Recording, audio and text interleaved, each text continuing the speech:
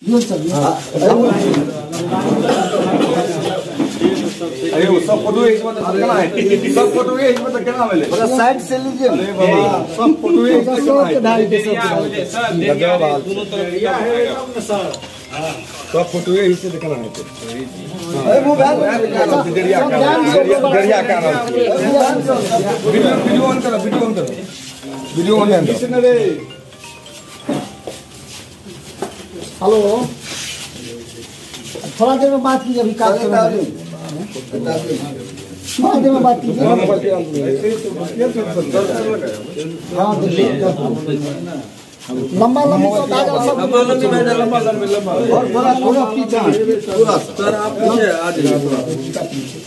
जिला जनता दल कार्यालय आ चुकी हूँ। यहाँ पे बाबा साहब भीमराव अंबेडकर की जयंती मनाया जा रहा है और आइए बातचीत करते हैं यहाँ के जदयू के अध्यक्ष डॉक्टर रमेश ऋषिदेव से।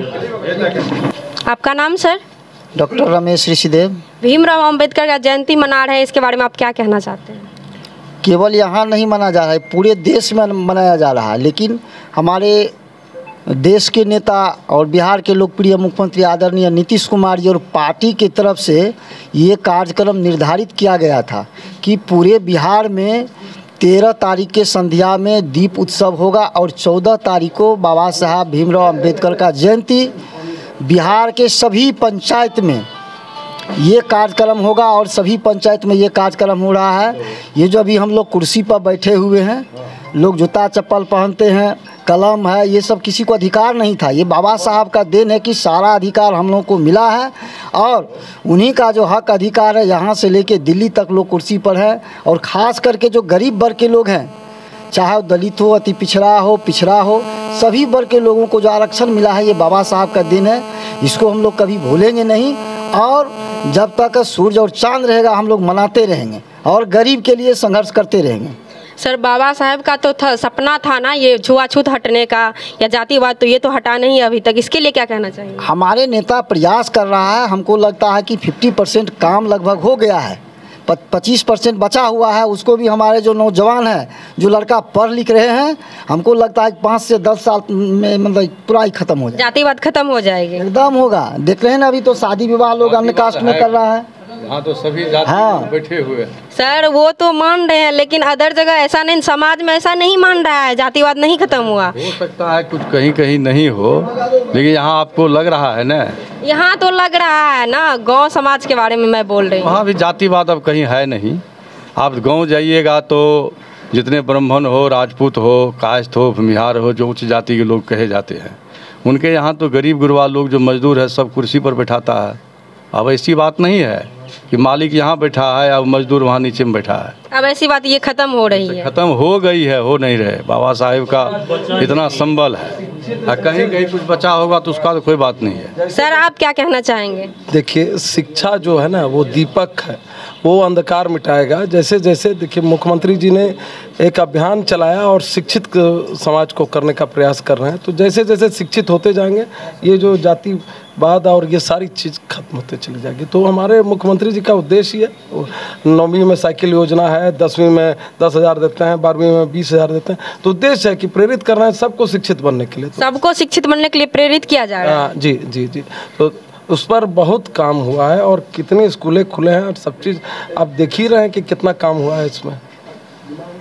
सर आप क्या कहना चाहेंगे? मैं तो यही कहूँगा कि बाबा साहब ने जो संविधान लाया सबके प्रति, जो कि समानता का स्वरूप बने, और उस स्वरूप को माननीय मुख्यमंत्री नीतीश कुमार ने साकार किया। इस रूप में भी आप मान सकती हैं कि जो महिलाओं को अभी प्रत्यक्ष रूप में जितनी भी अभी 50% शिक्षक में नियुक्ति के लिए दी जा रही है, इससे पूर्व 35% से सभी विभागों में। तो ये एक बहुत बड़ा, ये बाबा साहब की सोच थी और महिला कोड बिल उन्हीं का देन था, जो कि उस समय तो पारित नहीं हो सकी, लेकिन अब वर्तमान में हमारे मुख्यमंत्री नीतीश कुमार जी ने इसे पारित करके सबको समान अधिकार, बराबरी का हक दे रहा है। सर जब मेरा देश आज़ाद हुआ तब तो शिक्षा को 2 पाली में बांटा गया था, एक अमीरों का एक गरीबों का। अमीर जो था, जो जिसके पास पैसा था, वो अपने बच्चा को प्राइवेट स्कूल में पढ़ाते थे, जो गरीब है वो सरकारी में पढ़ाते। इसके लिए आप क्या कहें? वो तो हमेशा बना रहेगा। जो सोच है लोगों की, और जिसके पास भी धन, हम गरीब हैं लेकिन मेरे पास अगर कुछ राशि आ रही है, 5 रुपया अधिक आ गया, तो हम भी प्रयास करते हैं कि नहीं प्राइवेट स्कूल में पढ़ाएं। तो ये जो मानसिकता है ये बनी रहेगी, और मानने का तो प्रयास है कि प्राइवेट स्कूल में भी एक दायरा बना दिए हैं कि इससे ज़्यादा आप फी वसूल नहीं कर सकते हैं। तो ये सब देन है, क्रमशः धीरे धीरे एक आपको इंजीनियरिंग कॉलेज हो, मेडिकल कॉलेज है, सभी में बहुत सारा यहाँ खुल गया जो पूर्व में नहीं था। जो हमारे बच्चे बदलाव हुआ, जो पहले नहीं था वो अब हो रहा है, बहुत हो गया है, बहुत हो चुका है। कुछ अगर बाकी है तो वो अभी पूर्ण हो जाएगा 2-4-5 साल में समाप्त। सर आप क्या कहना चाहेंगे? ये जो कुछ भी नई क्रांति देख रहे हैं छोटे वर्गों में, खास करके जो अछूत समाज अपने आप को रोता था बड़े लोगों से हाथ मिलाने के लिए, आज वो हाथ बड़े लोग छोटे से हाथ मिला रहे हैं।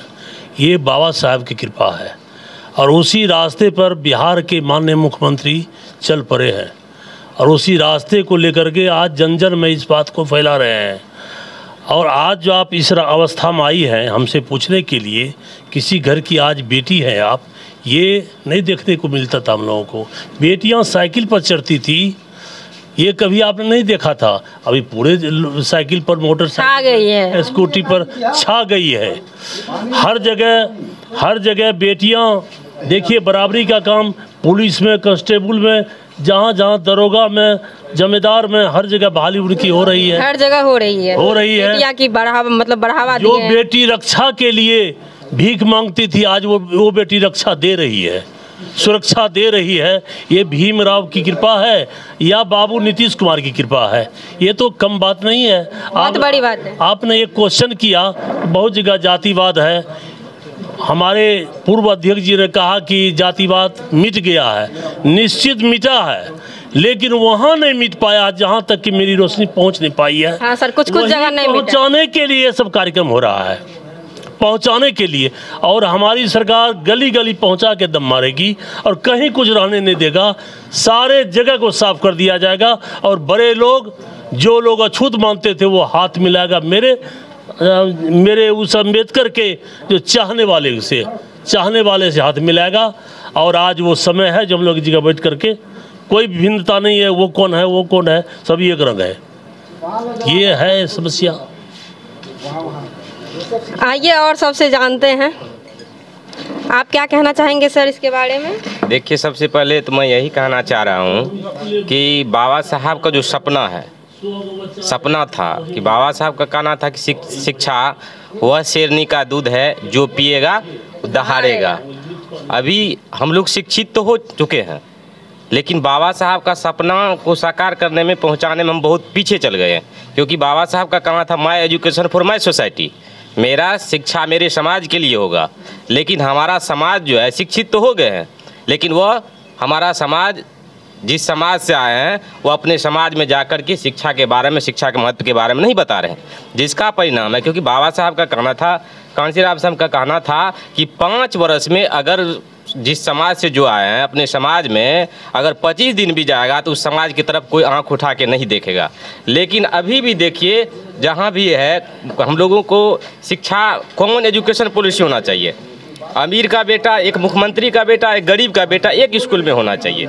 इस सब में बहुत ज़्यादा कमी है। अगर इसलिए अभी आप जान लीजिए कि पूरे देश स्तर का शिक्षा का बात कीजिएगा, पूरे देश स्तर में आप देख लीजिए, अभी भी खाई है, बहुत बड़ा खाई है। बड़े बड़े इंस्टीट्यूट में जो है, तो खाई को भरना है ना, तो उस खाई को भरने के लिए सबसे पहले जो है, जितने भी हमारे जो प्रतिनिधित्व हम जिनको चुन के भेजते हैं, जो प्रतिनिधित्व को हम चुन के भेजते हैं, उनका दायित्व है वो अपने समाज के लिए काम करे। क्योंकि बाबा साहब रियल रिप्रेजेंटेशन के लिए जो है 1 वोट 1 वैल्यू का लाया है कि राजा का बेटा और रानी का बेटा का वोट का कीमत जो है एक होगा। क्योंकि बाबा साहब बोले भी हैं कि हमने राजा का, है ना, रानी का नसबंदी कर दिए, क्योंकि अब जितना वोट का कीमत एक राजा है ना, रानी का होगा, उतना ही एक मेहतरानी का होगा। इसलिए 1 वोट 1 वैल्यू, इस महत्व को अगर हमारा समाज समझ जाएंगे, वोट के महत्व को, तो फिर हमारे समाज की तरफ कोई आंख उठा के नहीं देखेगा। इसलिए बाबा साहब के अगर सपना को हम लोग साकार करना चाहते हैं,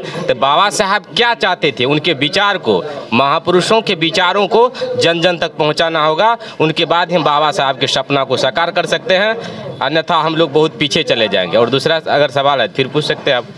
आइए और आदमी से जानते हैं। ये कार्यक्रम यहाँ प्रथम कार्यक्रम है। सर, आप क्या कहना चाहेंगे भीमराव अंबेडकर के लिए?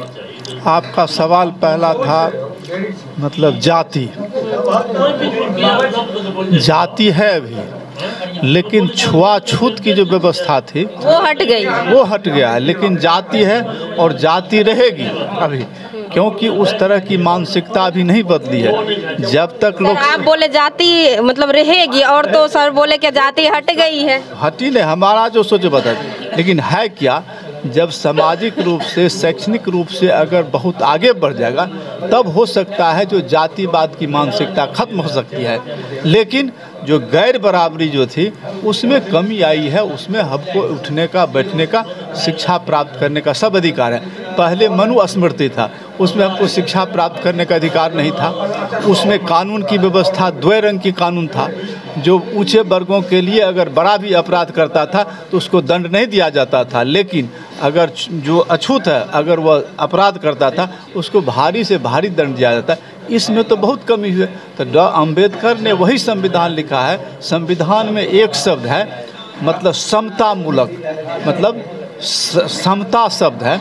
समता के अर्थ ही होता है जो हर एक को समान अधिकार, पढ़ने का, लिखने का, नौकरी करने का, उसी कोई भी वर्ग से हो उसको समान अधिकार समान अधिकार में। लेकिन है क्या, जो पिछड़ा हुआ है तो उसको सामाजिक रूप से हम कैसे आगे ले जाएंगे, तो उसके लिए आरक्षण चाहिए। बिना आरक्षण का तो हम समाज आर्थिक रूप से भी संपन्न हो जाएंगे, लेकिन उसके बावजूद भी हम सामाजिक रूप से जब तक हम आगे नहीं बढ़ेंगे तब हम लोगों का विकास नहीं। इसीलिए शिक्षा पे बहुत ज़्यादा जोर दिया गया है, और वही संविधान में सबसे मूल चीज़ है, सबको समान शिक्षा, सबको समान। यही अम्बेडकर जी ने बोला है। अम्बेडकर जी ने एक शब्द बोला है, जो हम जो हैं हिंदू में पैदा लिए हैं वह हमारे बस की बात नहीं, लेकिन मरेंगे हम किस में, वो हमारी बस की बात है। हम दूसरे धर्म में मर सकते, हमारी बस की, ये हमारे पास शक्ति है। तो बात यही है कि हिंदू धर्म में बहुत सारी ऐसी व्यवस्था थी, ऊंच नीच का बहुत बड़ा खाई था। तो वह जो है अम्बेडकर के द्वारा जो संविधान लिखा गया उसमें बहुत बड़ी मतलब ये है, और यह खाई जो है वह कम हुआ है, और धीरे आगे आगे यह मिटता चला जाएगा, लेकिन अभी नहीं। यही एजुकेटेड होगा, हाईली एजुकेटेड होगा तब। इधर आइए। जैसे कि आप लोग को दिखा चुके हैं, भारत रत्न से सम्मानित किए गए बाबा भीमराव अंबेडकर का पुण्यतिथि थी 132वां, और बोले क्या यहाँ मतलब मेरी सरकार बोल रही है जातिवाद हट गई है, थोड़ा सा बचा वो भी हट जाएगी।